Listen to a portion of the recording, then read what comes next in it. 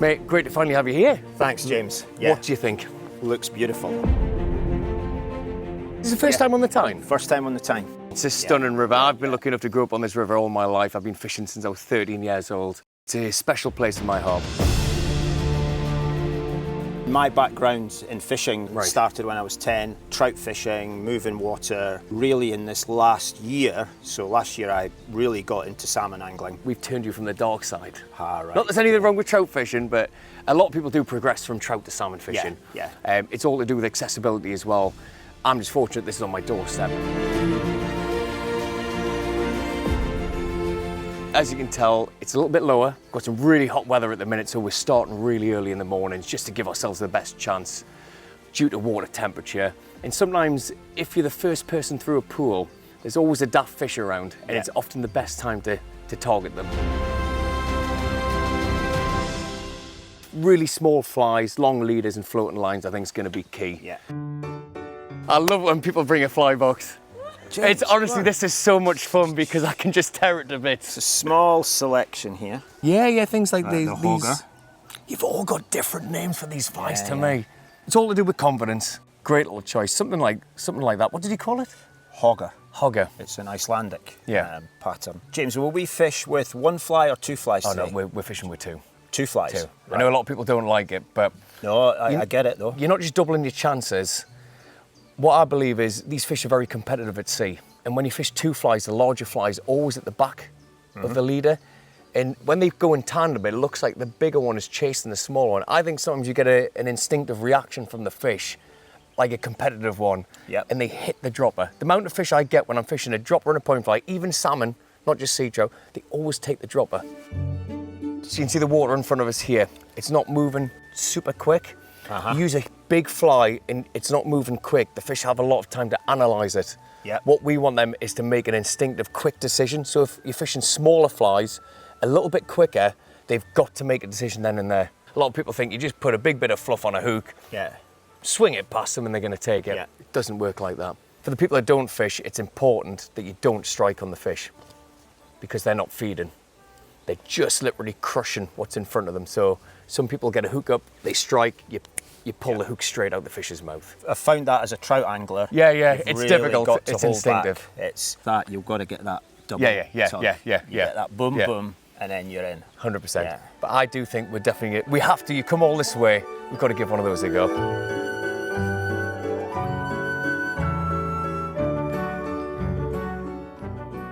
From the rapids here, down as far as you can see, that's about a third of this beat, a quarter of it. It's huge. We've got 4 of them. Wow.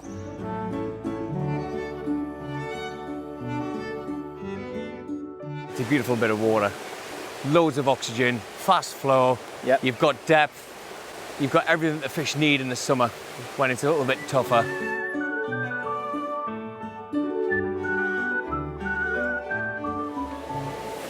But he's caught something anyway. 3 on.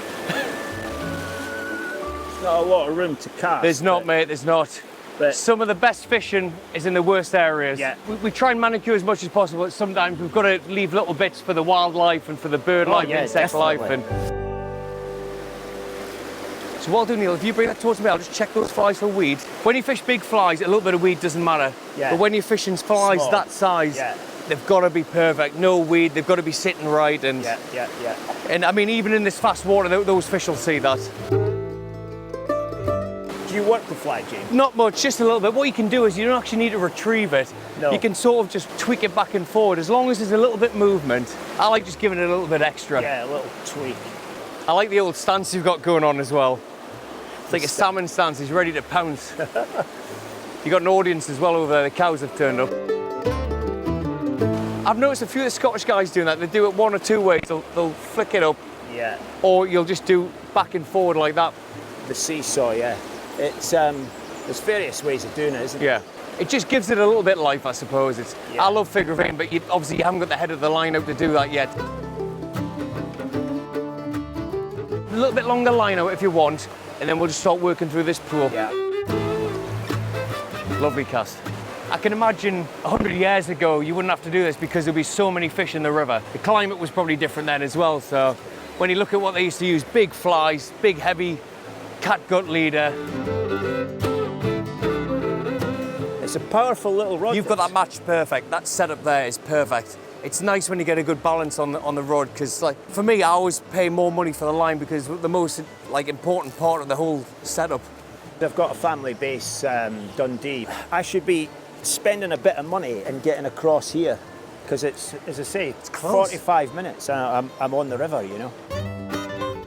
Two options. That figure eight you're doing is beautiful, but what I do is I have a backup plan. I do it through my finger, because if you get a really good hard take and the fish takes, that's your break and backup plan. So what I do is I put the line through my finger here and I figure eight behind it. So, I see what you mean. Yeah. The last small rock that you can see out Yes. in the river, that was a decent fish. They're about, eh? It's been a very slow spring. The Tyne isn't renowned as a spring river, but the cycles keep changing. And as soon as we get to the summer now, we're getting 4,000 or 5,000 fish that run in June, because we've got a fish counter downriver. And then you get to July. Last July we had 10,000. Majority of them are sea trout. Usually 30 to 35,000 fish a year that run. And the fish pass is great because it lets us know there's actually fish in the river. Yeah. If you're not seeing anything, you think, are we actually fishing in front of anything? Lovely. To see two fish now, Yeah. they're about, you know. We get sea trout mid-double figures here. Yeah, We get yeah. some colossal fish. It's all to do with the genetics.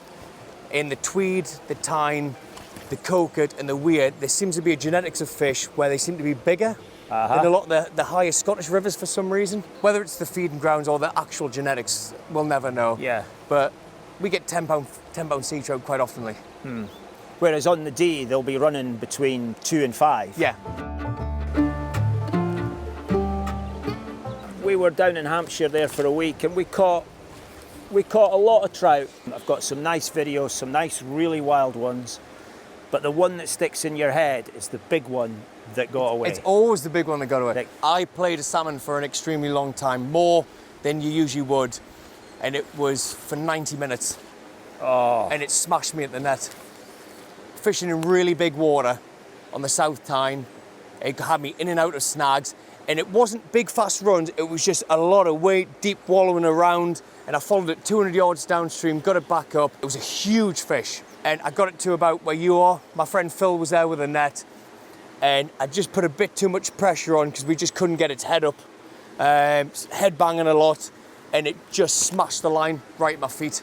Oh. And that 4-piece rod became a travel rod, straight over the knee like that. I was so embarrassed afterwards. Threw it up the bank. I said, Phil, take us home, I need a shower. So if you just keep working that fly and changing the angle slightly, movement here is key because we haven't got a lot of flow. Is the danger there you present the line to the fish before That's the fly? absolutely perfect, yeah. Well, I think when you're fishing a big profile fly like a sunray or something, it doesn't matter as much because the fly is so big, the profile of it.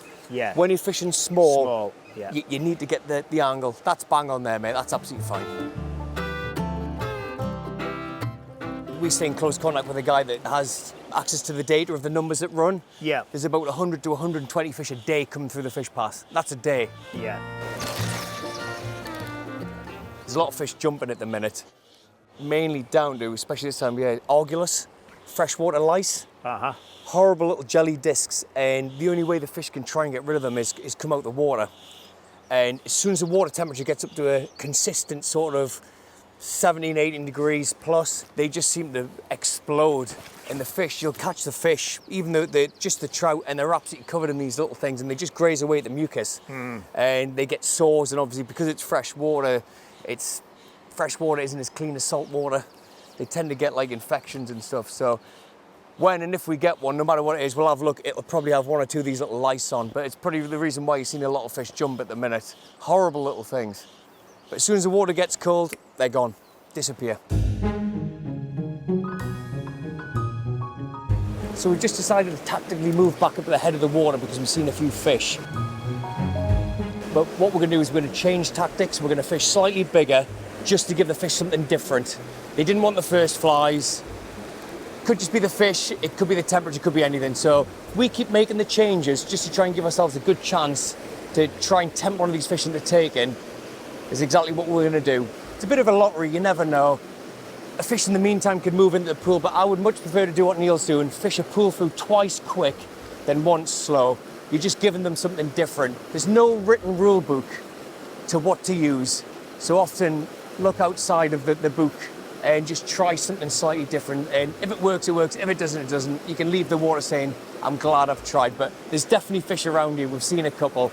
And he's fishing well. The rest is entirely down to the fish. We can't do anything else.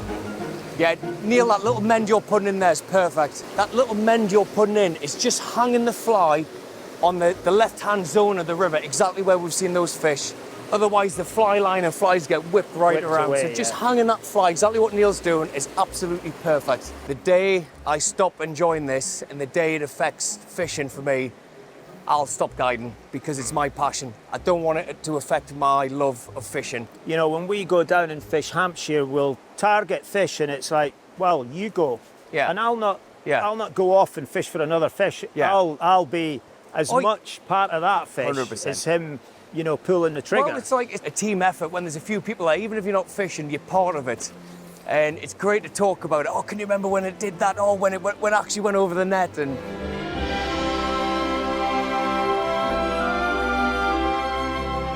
Okay, well, James, thanks for a great morning. Here we are, just about to have lunch. I think we need to celebrate your casting more than anything. The fishing hasn't been fantastic, but we've seen a few fish. We've covered the water well. Great morning. Well, cheers. Thank you very much, James. Better than a day in the office. The fish are there. We've seen some beautiful fish, but temperatures, water height, bad gilly, you know, you've got to take it all into consideration. Catching trees, Yeah, nearly falling That was in. hilarious, that. Yeah, but we're not going to show that First bit. cast. First cast and a stumble. Yeah. Whoa. Man down. No, it's been a great morning. We've seen a few fish, like you've said. We're going to move to a new bit of water, the junction where the water meets. So this is the North Tyne we've been fishing this morning. We're going to go where the South Tyne and North meet, and there's always fish there. Yeah. There's often swimmers there as well, hopefully okay. not. Can't fault your casting this morning. Well, thanks for this morning. No, It's great good banter, man. Great to, banter. to be shown where to fish and how to just approach it 100%. is That's when what you're I'm on a here strange river is Yeah. really, really important. Bone of any fishing lunch, the Tunnocks caramel wafer. Now you see it, now you don't. Let's get you down that junction. The junction is where the South meets the North Tyne. Yep. Very yep. prolific, productive pool. Warmer water on the right side and the cooler water on the left side. The fish are more likely to be on the left side. And you can get like a 2-3 degree difference, which Yeah. is massive. Yeah. And that usually dictates where we fish and how we fish. The majority of the fish will be sat right in that join. But the colour change is ridiculous, especially with the Polaroids on. I know you can really see it. It's like someone's mixing paint. And the fish will always, well, they usually return to the same river of birth, and they'll be able to smell what side of the river to go up. It's incredible. But until this comes up, the salmon will not enter it. Sea trout might try, so that's why these pools can be so prolific, because the fish are just waiting to come up before they can actually navigate that South Tyne.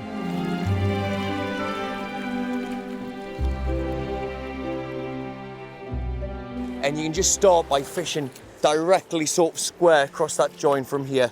It's going to feel right. very unnatural because you're fishing from one river into another river. It's not many times you can say that. That's interesting because your initial reaction is to go down the current that Yeah. you're fishing into. Well, it's totally unnatural. What we want to do is swing it into the join. That was a good little session there, mate. That was a close one with the drone, but it was... Yeah, I think we nearly got the drone. we caught something anyway. So that's one tree and one drone.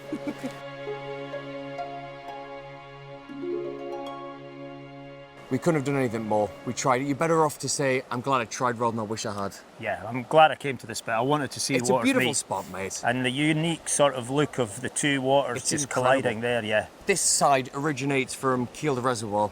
That side is close to yourself. It's the North Pennines. That's Yes, where the it water is, yeah. comes from. Yeah. So no, I think what we'll do is we'll have a bounce back up. There should be less sunlight on the water at Thistle Rig. We'll have a bounce up and we'll see what we can do. Great. It's still waiting for you, mate. Well, Great, James, great. Got to keep trying. A salmon showed in here, straight out of the water, £10. So I've Stoats-tailed him. I think it's your turn. I'll have a quick flash through just in case. current line there, there's a current line here, there's a flat spot. So you can just sort of like bend the line and angle the rod and manipulate the fly all the way through this pool. So rather than fish it through 2 or 3 times, you can just do it on each cast. Just keep mending the line, and a mend of the line is, all I'm doing is lifting the rod up and moving the top of the line closest to me out into the river, and that sits the fly further over that side for longer. It's amazing what you can do. You don't just use the current of the river, you do a lot of the work yourself, changing the angles, the way the fly moves, the way the line moves. Mate, it's been an absolute pleasure having you here. Yeah, Thank you so much. You've James. absolutely fished your heart out. I have. I've really enjoyed it. Conditions weren't in our favour, but we did what we could have done. We couldn't have done any more. Tactics, flies, location. Anyway, we didn't. It's fishing. They It's not didn't show catching. up today.